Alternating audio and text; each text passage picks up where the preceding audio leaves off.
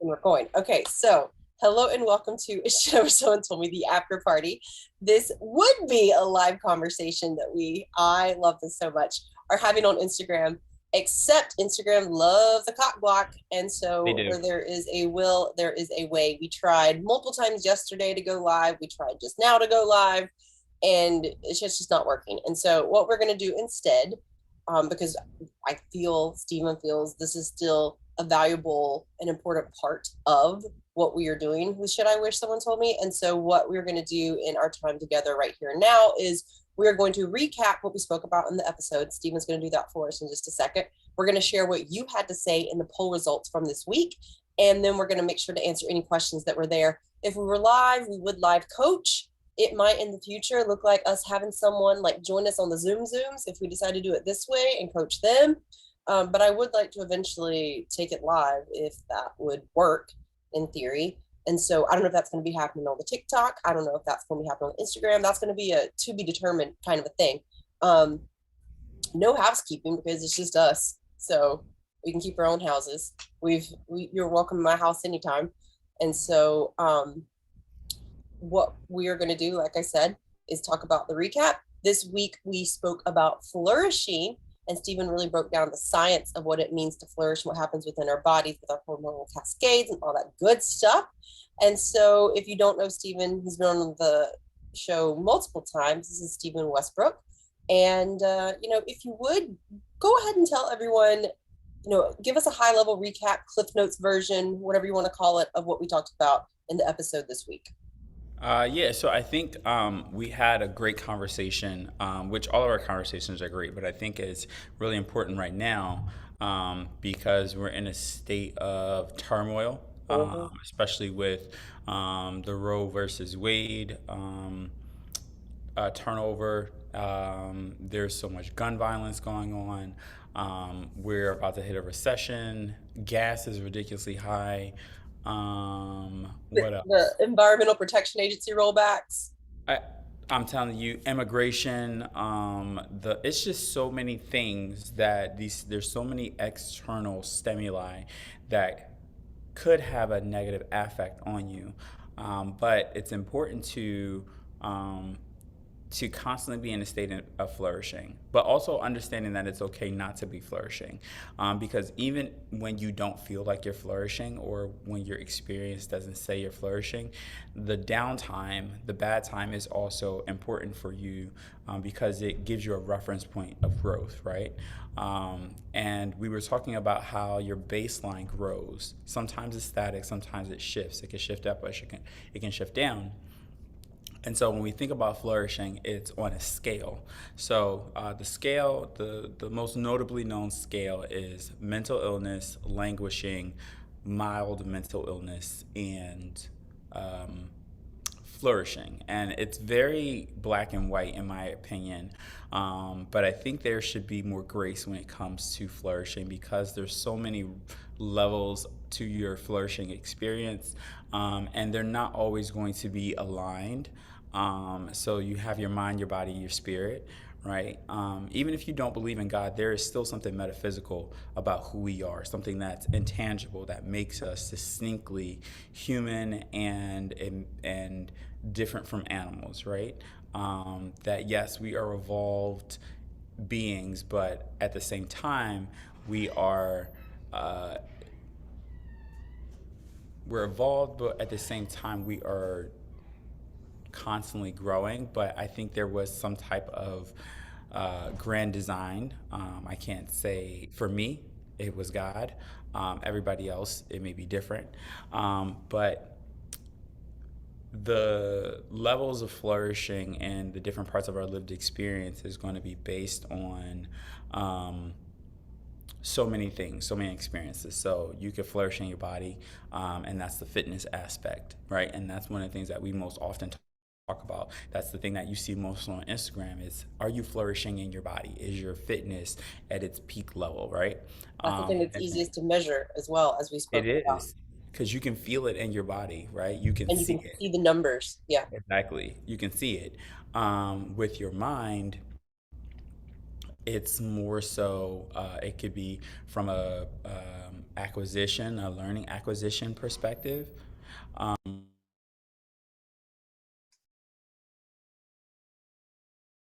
Additionally, in your mind, it could be from disordered perspective, a mental illness perspective. And then lastly, it would be spiritual. Like, how do you feel? And we don't even have to say spiritual. We could just say the other. How do you feel emotionally, right? Because very much our emotions are tied to the chemical experience in our body, but then there's also a metaphysical experience to our emotions, something that we cannot quantify. And so there's so many different layers to the flourishing experience that they can be broken down and they can also be conjoined. For the nature of this conversation, we're going to be very superficial, right? We're just going to hit the dermis of the idea of flourishing from a total experience. How do you feel? Do you feel like you're flourishing? And so, the foundation of positive psychology. So, flourishing is a positive psychology ideal. It's a foundation. Surprisingly, I just found out the man who coined it, Dr. Seligman. Well, not coined it, but the who like pushed it to the frontier that it is now. Dr. Seligman. He's actually at Penn, my alma mater, which I didn't know this. He's actually the chair of the positive psychology department. So I actually reached out to him because I would love to get some feedback about some of the research that I've been doing. So hopefully I'll have an update for you guys about this exact discussion. But he came up with these 5 tenets called PERMA. So it's positive affect, there's engagement, there's relationship, there is meaning, and there's accomplishment. And these things are the foundation for discerning if you're in a flourishing state. So if you're flourishing, you will have positive affect, meaning you will have positive emotions, and those emotions will produce a positive behavior and a positive express behavior and internal express behavior. Engagement, you are actively working in your community, actively participating in relationship with your family, actively participating in your profession. Like, you are presently in your shit and you are like, you know what, I'm winning, I feel good about it, and I'm thriving, right? Relationships, that could be familial, that could be romantic, that could be platonic. Those relationships are healthy, they're edifying. So there is relational equity within those relationships. They pour into you, you pour it to them, and that is built on the previous two, engagement and positive affect. And then from having healthy relationships, from having engagement in your community, in your lived experience, and from having those things called cultivating positive affect, it will develop a meaning in you. You will start to understand why you're here, right? You'll understand, okay, the purpose of my experience. How can I support others? How can I support myself? How can I support my family? You really start to understand, or you get an understanding objectively of why you're here, right? And that could be from an external perspective or from an internal perspective. And subjectively, you can say, okay, this is my meaning, right? I define my meaning based on all of these positive emotions, these healthy relationships, and me being engaged. It all circles into one another, right? So all these things are needed to define your meaning, and your meaning is, and then from there you go into accomplishment. Your accomplishment is based on your meaning, right? Because in the meaning perspective, you build goals, right?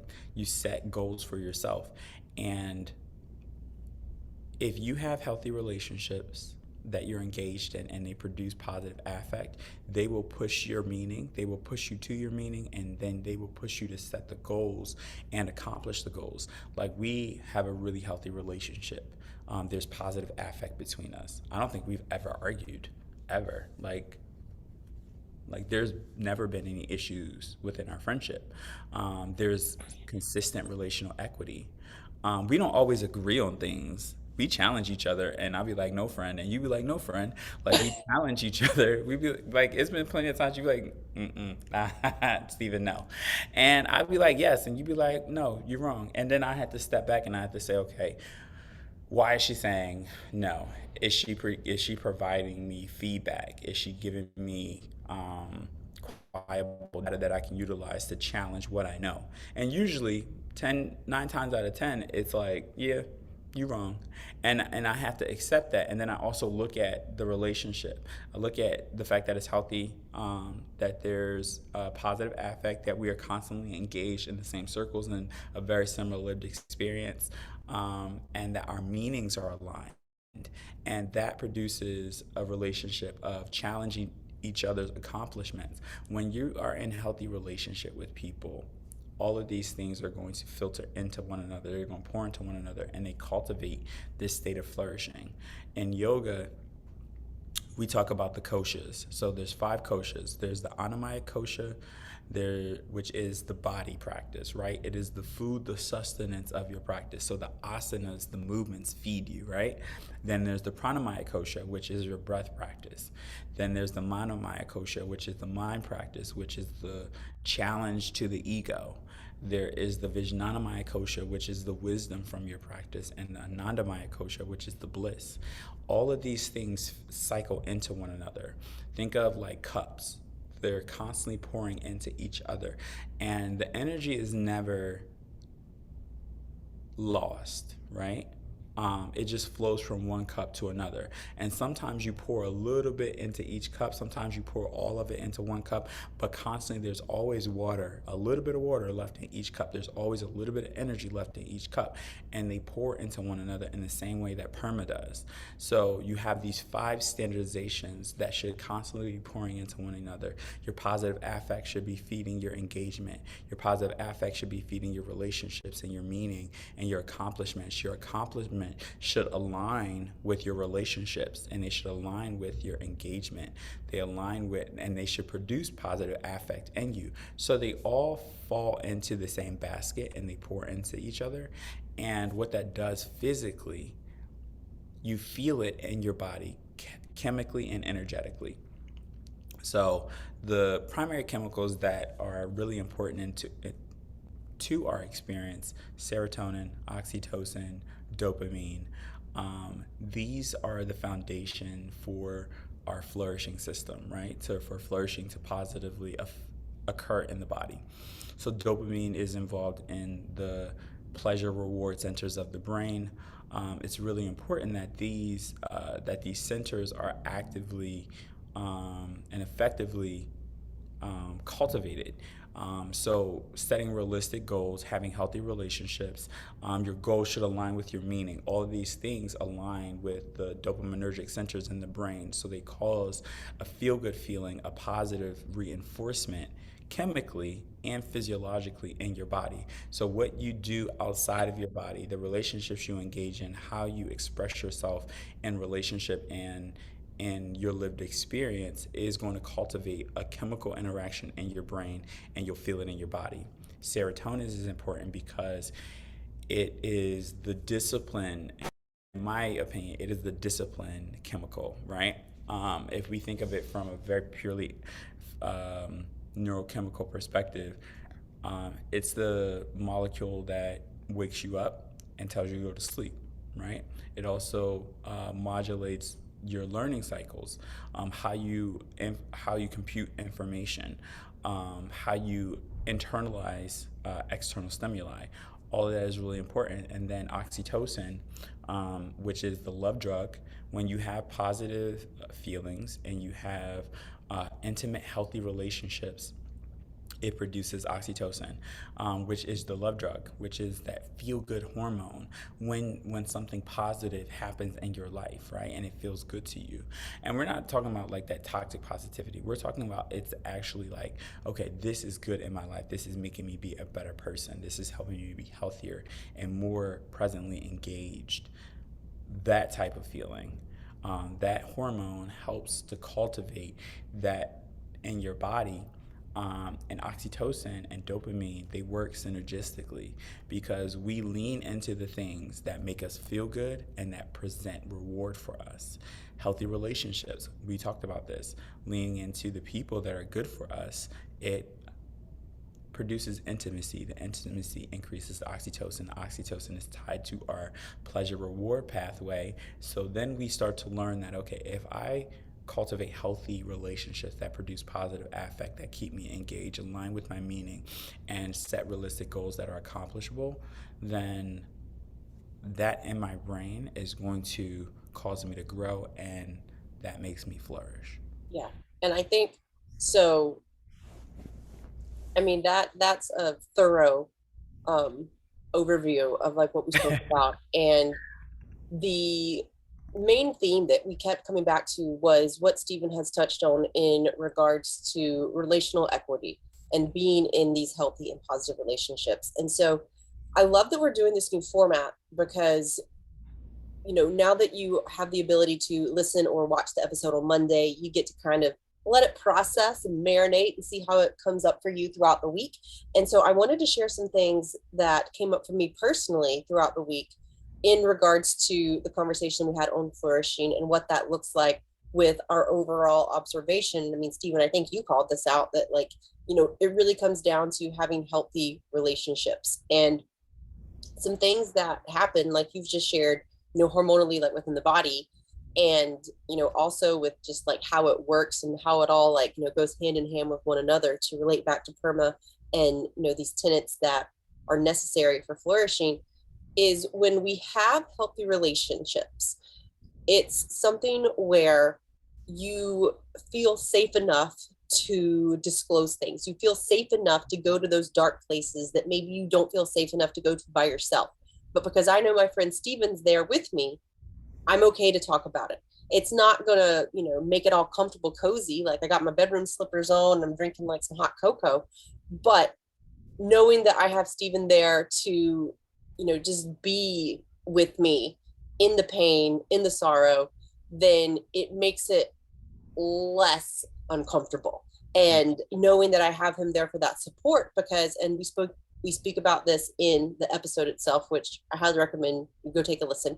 But we speak about the fact that, Maslow's hierarchy of needs, like I speak about this all the time. We need to experience love and belonging before we can experience self-esteem and self-actualization. And so with that, it's something where we have to have these relationships whenever, we've been told by popular culture, like, you don't need nobody, like, you can be independent, do it by yourself. Mm-hmm. That's like that type of division, like that's not true. Like that's not true. Like on a basic, like, could you do it yourself?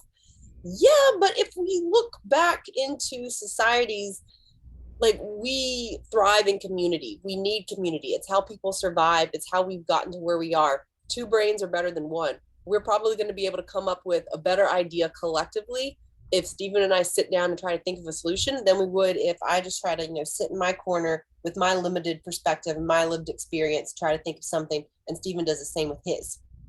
We might come up with stuff that works, but chances are that, I mean, there's a high probability, like not even like chances, like the odds are like almost certain that we're going to come up with something together that is better than we could ever have considered by ourselves. And the way, or one of the ways that this has showed up over this past week for me is one of my friends and I voice note back and forth. And it's something where I think we all do that, right? Like some shit goes down. What do? You phone a friend, you vent it out, you get it off your chest, like you talk about it. And oftentimes it's something where the voice note's cool because instead of having that immediate back and forth exchange, the voice note is more one-sided in the moment. And so it allows you the opportunity to work through whatever it is that you're thinking, to the point where what happens sometimes is like you'll have your own realization. You'll come to the conclusion of like, oh, well, actually, I think this is what's happening, or ooh, maybe this is why I did that. Or I think now that I'm actually saying this out loud, I think I know what I need to do, kind of a thing. And that's something that most of us just don't take the time to ever do when we're alone. But knowing that I have that person that will hear me out that will validate my experience, then I'm going to be more likely to actually share that information. And then as a byproduct in doing so, it's something where, um, you're then able to come to your own conclusions. And another way that this showed up over this week is when we think about, our own points of view. And like I said, like my experience, like Stephen's experience, your experience, it's something where we only know what we know. And if we are looking at the same thing based on our experience, then it's something where, we are each bringing our own background to that experience. And so it's something that whenever we come together in community, that we're able to say like, oh yeah, like that's similar to my experience, or whoa, no, that's totally different. And we're able to start to have this communication and look at different perspectives and just empathize more with one another, and also get to know ourselves and see how we respond to whatever it is that other person is sharing about their experience. And so, yeah, those are just some things that I wanted to share to point out the validity in what you said, and to be a testament to what you said about how it relates back to relational equity and having those healthy relationships. And so, yeah, I definitely just wanted to share that. So that's what I had to say about that. I love how you talk about like, and I love how we started this conversation just talking about flourishing, but at the root of everything about shit I wish someone would have told me, it boils down to relationship and communication. Yep. And I think like as we think about like flourishing in our body, it's based on communication.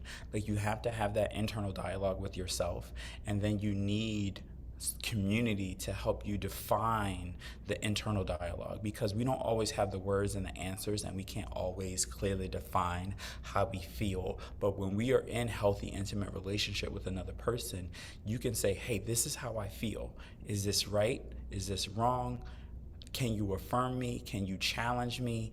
Um, how else can I think about my experience? How can I more clearly define my experience? You become your best self. You get to a state of flourishing when you are in relationship, when you are a healthy relationship with yourself, and you are a healthy relationship with others. I think about like when we think about the chemicals and the neurotransmitters in the body, right? Serotonin is a neurotransmitter in the body. It is the communication system of the body, right? If this neurotransmitter is not being translated, among the the neurons and the nerves, then the communication is going to cease, right? There's the final result is not going to occur because the communication was not had. So like when we think about serotonin is most often and notably assigned to your circadian rhythm, waking you up and making you go to sleep. But it also regulates your anger, your aggression, your impulsivity. So when we have healthy relationship, right?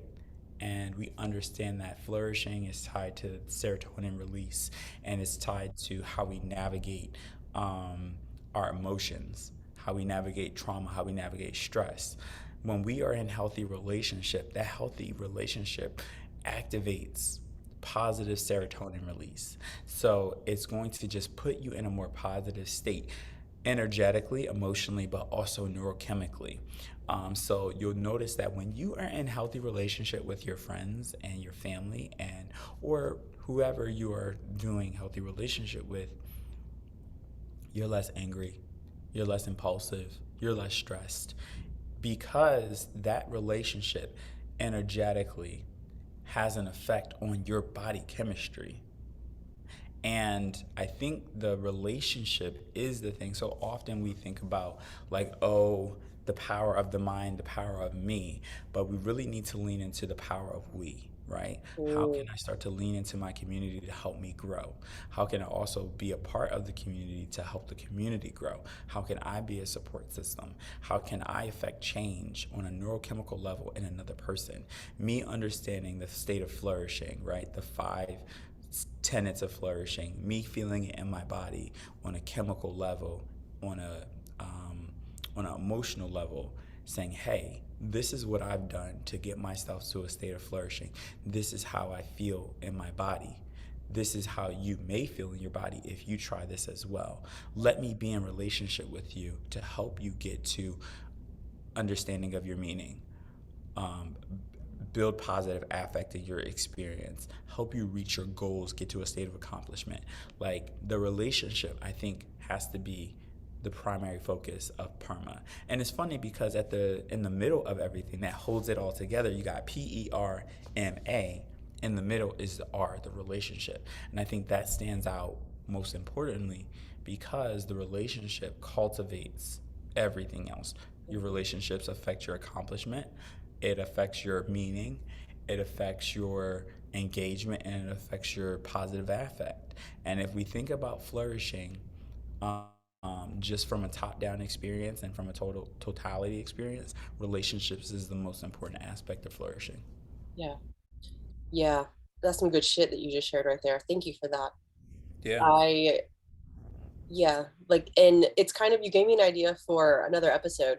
Like, which comes first? Is it whenever we have the better relationship with ourselves that the Mm. relationship with others come, or is it whenever we get the relationship with others that we then therefore develop the relationship with ourselves? And I don't want to go, I don't want to like let's not go on that That's detour right good. now. That But is right, that is that's a good one.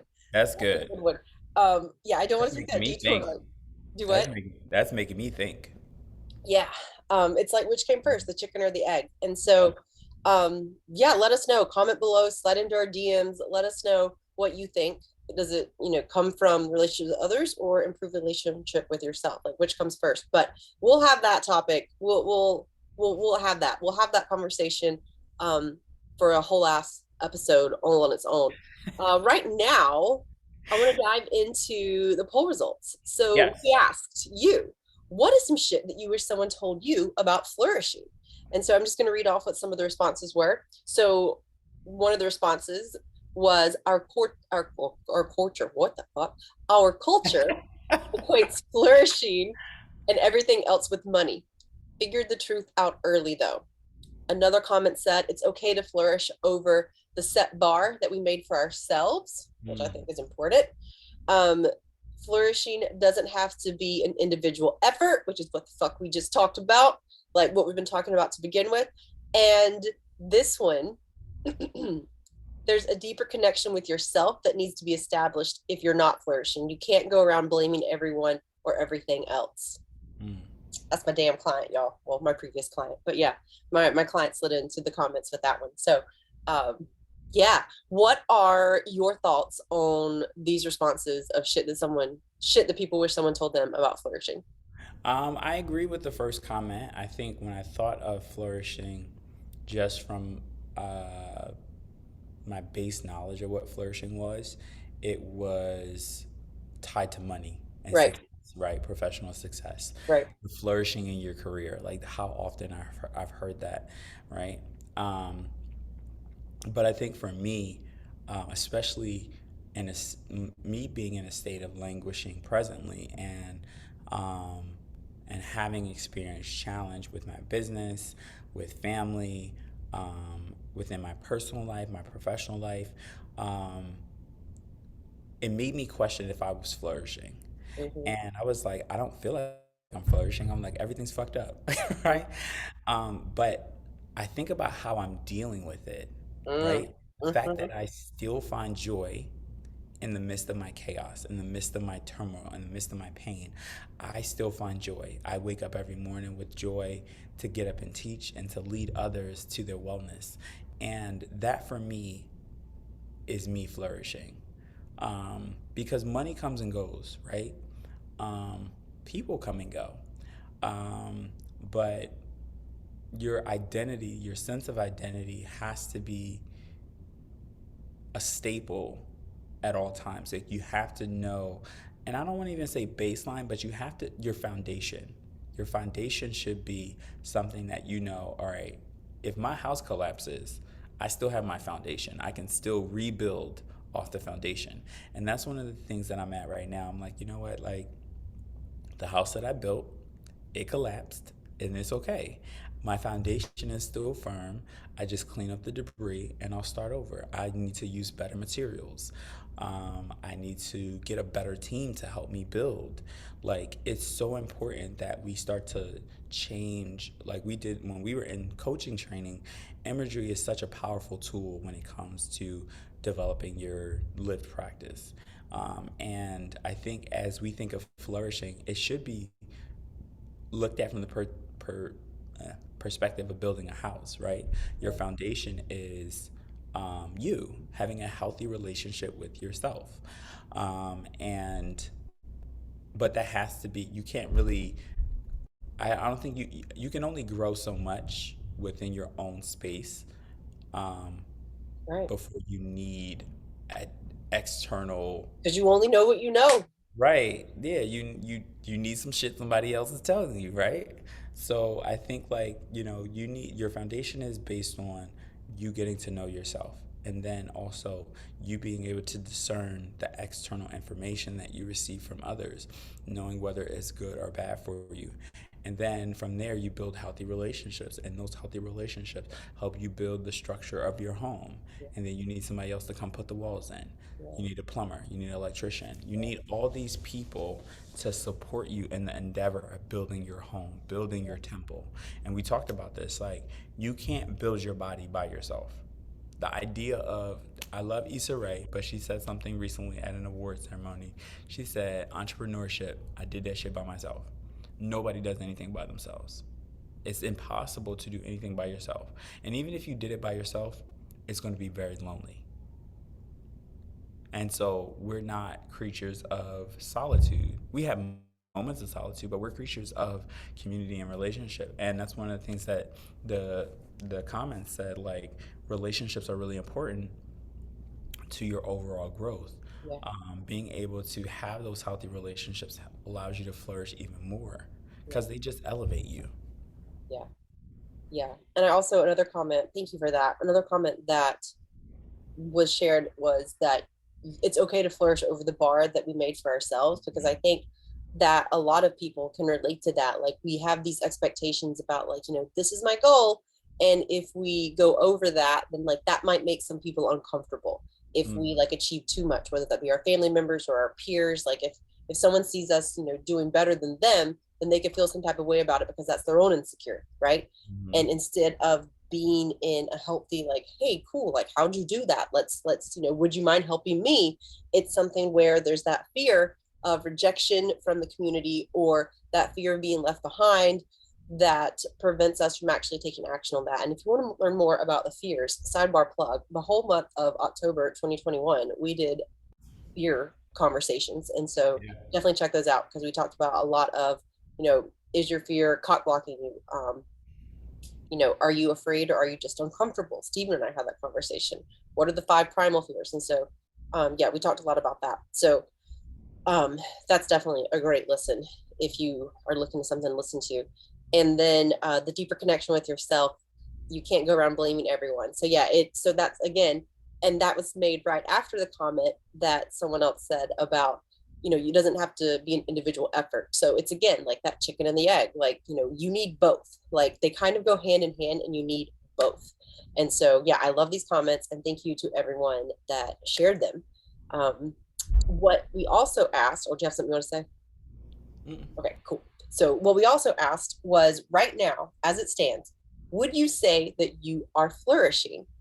50% said in some areas, 33% said yes, and 17% said no.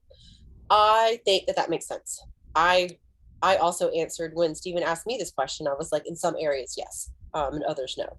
So I think, to be honest, I think those numbers are skewed. If we just were to, from a scientific perspective, to look at all the data, look at everything that's going on right now, I think the numbers would shift dramatically. I think a lot of people aren't being honest with themselves about flourishing. I think more people, I think if people fully understand what flourishing is, and that it's okay not to be in a state of flourishing, right? To understand that, like, like I think we have a misconception of flourishing. Hmm. I think that's the primary statement. We don't fully understand flourishing, unless you're a positive psychologist, and even they don't fully understand flourishing, because the human psyche and the human experience is constantly evolving and changing. I think that if more people were honest, they would say, like with themselves, they would say that they're not flourishing, just based off everything that's going on. Um, you have gas prices that are ridiculously high. You have a war in Ukraine. You have So, but question, what if, because we're all looking at shit through our own lens, what if these people are looking at all that and taking that to an account and being like, you know what, compared to the rest of this shit, I am flourishing. that perspective too. That perspective too. Yes. I think, and I don't want to say from a pessimistic perspective, but I think from the perspective of really challenging people to be honest with themselves, to really say, okay, what defines my flourishing state and what defines my non-flourishing state? I think people would start to say, and if we look at it from just the perspective of the things that are positive in my life that cause positive affect and health in my life. I think I don't know. I don't know why it just came to me. I just think people are less honest about the positive versus the negative in their life. And I think we're pushed to be more positive in our life and to avoid the negative. And understand that it is okay to, the negative is part of the flourishing experience. The bad part is part of the flourishing experience. Being on the other side of the spectrum is part of the flourishing experience. You have to experience languishing in order to experience flourishing. And I think that if we started to really understand the difference between the two, we could be more practical and honest about our experience.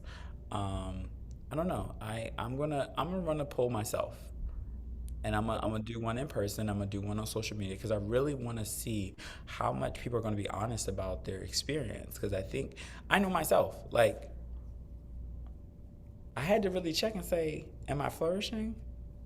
Am I not flourishing? And I had to break it down. And I had to say, okay, if we broke ourselves down into three things: mind, body, spirit. I'm flourishing in my spirit.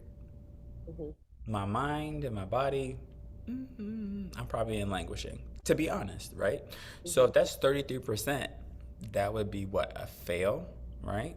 And this is just I'm being crude. So let's just for myself, let's say, all right, 33% of me is flourishing. Uh, can I technically say that I'm completely in a state of flourishing? No, I'm flourishing in some areas, and other areas I'm not flourishing. Well, that's what So the that my total 50% said, yeah. right. So, and the total experience, can I really say I'm flourishing? And for me, I would say no. I said no, I'm not flourishing, and that is not a negative. For me, that's a call to action to say, okay, what more can I be doing in my body? What more can I be doing in my mind to get my mind and my body to where my spirit is? Yeah. And for me, that's the honest part. And that's all I want for people to say is, okay, I'm not flourishing in all aspects of my life. And in the areas that I am flourishing, what am I doing that is making me successful in this space? How can that translate to the areas that I'm not successful, right? And even success, I don't even really like to use that word, but um, where I'm not where there is a lack of growth and progress, I would say. Yeah. Well, I wonder for me, and I want to move on to the next question because we spoke about what areas or we asked what areas, but I wonder if some people, like, I think we need something to say, like, yeah, I'm doing good there, just because, I mean, the past couple years have, I mean, depending on who you are, like what we're taking into account, it's been some shit. It's been some shit. And I think that a lot of, I know for me personally, um, Everyone except white men. well, Jesus, I'm just um, being I, honest. I know for me personally, um, I'm just tired of being sad. And so I want to focus on the good. Like I understand the importance of, like, negativity bias and like how that serves us on a biological, like, primal level. And at the same time, I think that it's important to seek out these moments in these spaces where we are flourishing, like you Mm, said, like in your spirit, because like it's exhausting to feel like shit all the time. yeah. And you know, feeling your feelings has a time and a place, and I definitely encourage people to do that when it is safe, and you know, to process what's going on. And at the same time, like for me personally, there's only so much I can take. Like there's only so much sadness I can take before I'm like, fuck this shit. And so yeah, I mean everything is subjective. But yeah, I'm glad that 50% of people can say that yes, they are flourishing from in some areas, and 33% can say like just yes, period, because that's an 83% total of people that would say they are flourishing in at least some way. Hmm. And considering all the shit that's going on, I think that's fucking great. So Okay. those are my thoughts on that. The areas we asked, so I mentioned that we asked, you know, in what area would you say that you're flourishing the most? We asked health, mental, physical, emotional, spiritual, relationships, self, others, and experiences, finances, and then other. So 38% said health. So mental, Hmm. physical, emotional, spiritual, which I think is cool. Like we're in, you know, this movement where a lot of people are focusing more on body positivity and mental health and wellness, and not just from like a, you know, like do some bicep curls, like get skinny kind of an approach. And so that's cool to me. 31% said that they would say they're most flourishing in relationships, either with themselves, with others, or with experiences. 23% said other, and the people that slid into my DMs with that response, they either said that it was a job that they're flourishing, like in professional in Okay. that regard, or that it's all of the above. Like they're really doing better comparatively to where they were with their health, with their relationships, and also with their finances. Finances was the lowest, which I'm not surprised at. Yeah. You know, if you live in America, so only 8% of people said that they're flourishing in their finances. Mm. I would love to see the like look at the for that look at like a The scale demographic. view of like the socioeconomic dispersion. Yeah. Like people who said the 8% that said that they felt like they were flourishing and they are flourishing or they're not. They are flourishing the most is this question. I would love to see what those people do. And I would love to see what their socioeconomic background is. Yeah. But more so, I would love to see what they do because I would like to see if they find meaning in what they do Hmm.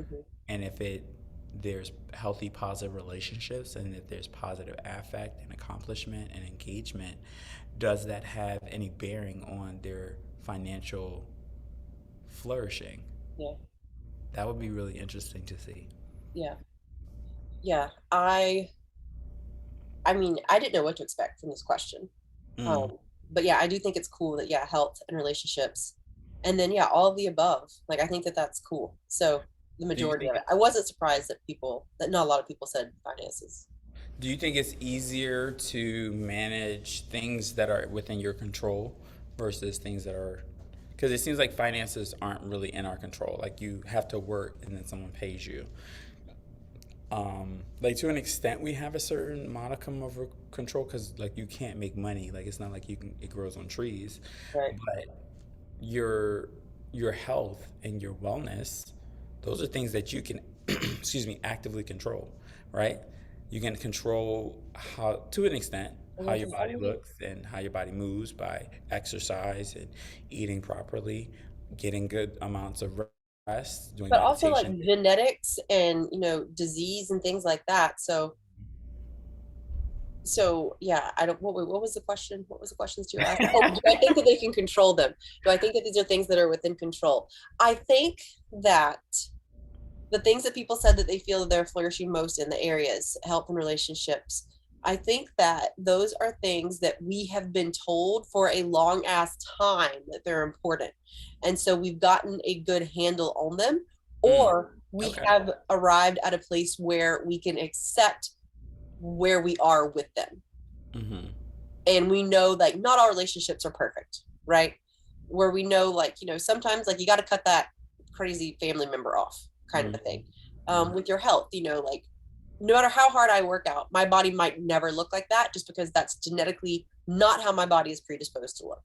And so Mm-hmm. I think that a lot of us are having this awareness. And so that is putting us in a space where we are primed to flourish within that, because now we accept, what it is for, like, who we are and like what things are, whether they are within our control or not. And we're learning the tools to navigate, because we've been told for so long, like, hey, this shit's important. Mhm. Versus finances, I think that, I mean, I don't know about you, but like, I didn't get a lot of here's how to invest kind of stuff. Like I didn't, Right.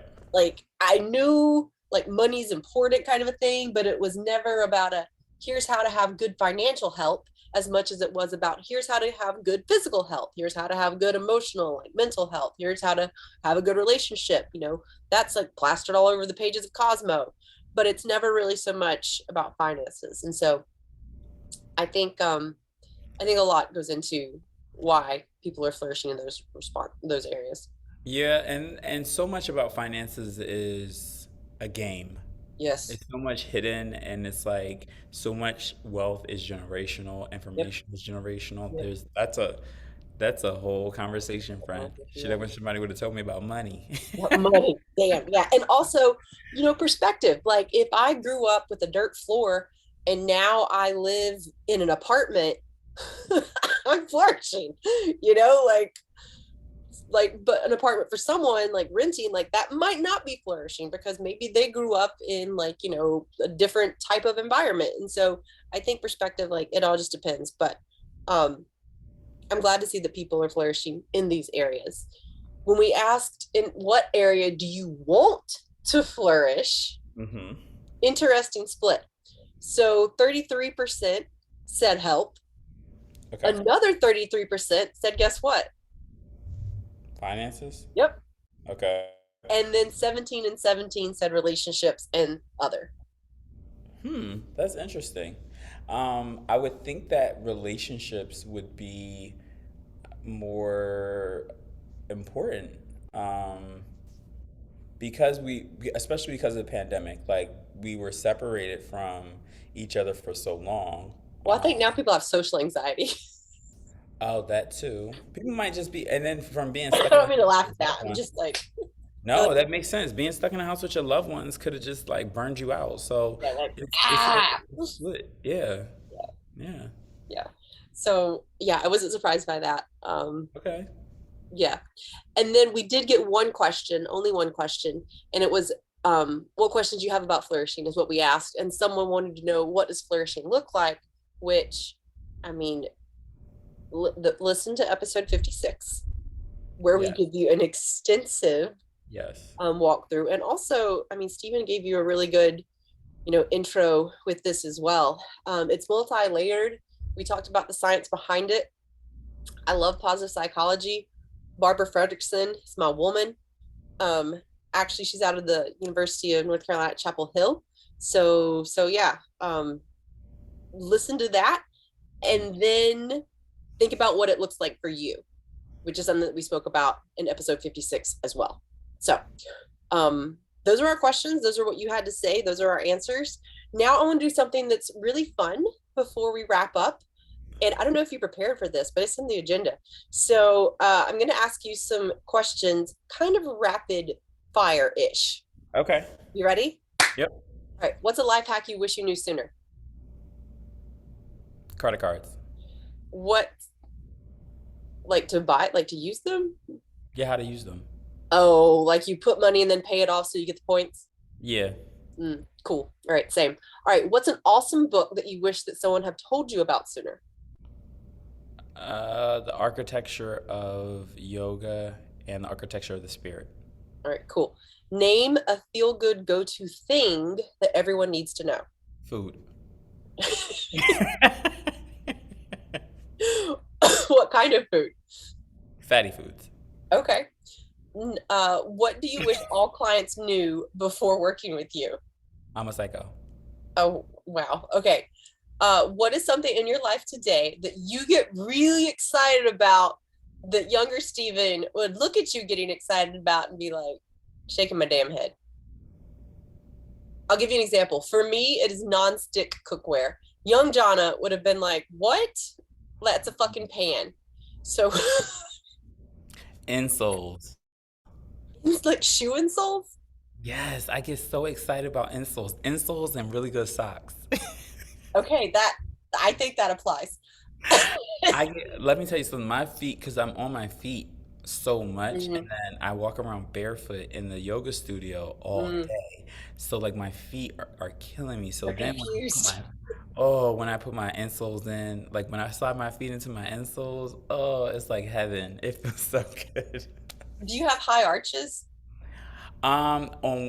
So one of my feet, I have a high arch, and then one of them has dropped. So I'm training it to. I'm just trying to Interesting. train the muscles, and I wear like compression socks when I run, and those feel so good for They your do feet. feel good. Yeah. I like stance socks, and I never understood why they were so expensive until I put them on. They do like give your foot a little hug. Mm. I like power socks. You can get them on Amazon. Shameless plug. Now, I don't have any stock in the company, but I do love their socks.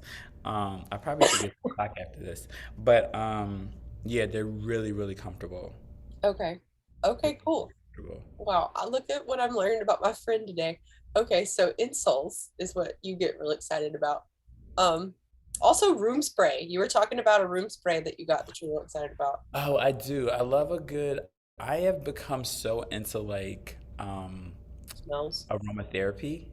Mm-hmm. I'm so much more into like spiritual wellness now. Like I grew up in church, and I thought like there was only like one way to experience God. Like you could only experience God in church.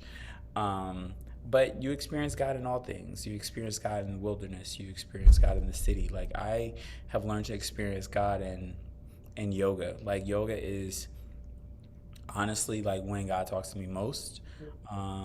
When I am in the shower is when he talks to me, and I think about like um, there are feelings that are occurring. There are smells. I'm so hyper aware in my senses is when I experience God the most. And so one of the things that I found is that it's easier for people to be more spiritually conscious when the space, the atmosphere is set. There's a You are certain big. I remember you've always spoken about setting the atmosphere. yeah. And yeah, scent is the sense that strongest links to memory. And so yeah, like you're creating experience. That's really cool. So Yeah. okay. Insoles and room spray. I'm here for it. And nonstick cookware over here. Yeah, Um, I'm gonna keep that question for like everyone moving forward because I think it's so I cool. like it. I Thank like you. I came up with it the other day and I have like a whole list of things that I get excited about. The younger John would have been like, no. it should be like a short segment. Shit, I wish I could tell younger Johnna or younger me. It makes sense because I would tell myself, first of all, I would have told myself not to go to college. Well, okay, hold on. Well, okay, that is a beautiful segue. You weren't even reading the agenda. I don't know how you knew this. If you could tell everyone just one thing that is some shit you wish someone told you, what would it be? Not to go to college? Yes, not to go to college. For me, Okay. What about everyone else? uh, well, I guess I would say to do more research into going to college. I would tell everybody to do that. Like, don't just go to college because everybody says go to college. Mm-hmm. If I could tell everyone some shit I wish someone would have told me was to do my research and look into other avenues, because I would not have gone to college. I think that's great advice. And yeah, I was going to ask why, but you already answered that. So thank you. I think that's great advice because I know very few people who are actually doing what they went to college for, like Hmm. in their major. And so, yeah, I think that's good advice. It's not don't do it, but it's, yeah, like I make would it have gotten mindful.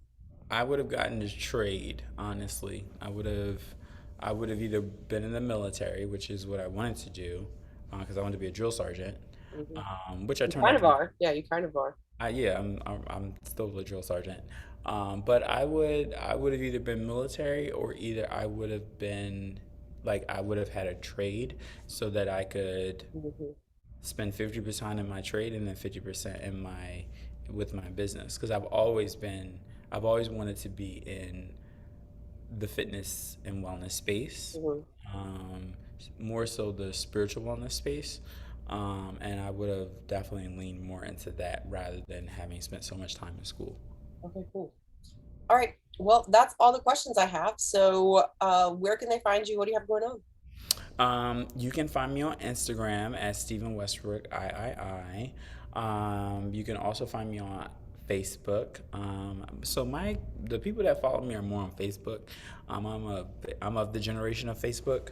Um, and yeah, so I teach at Soul Home in Philadelphia.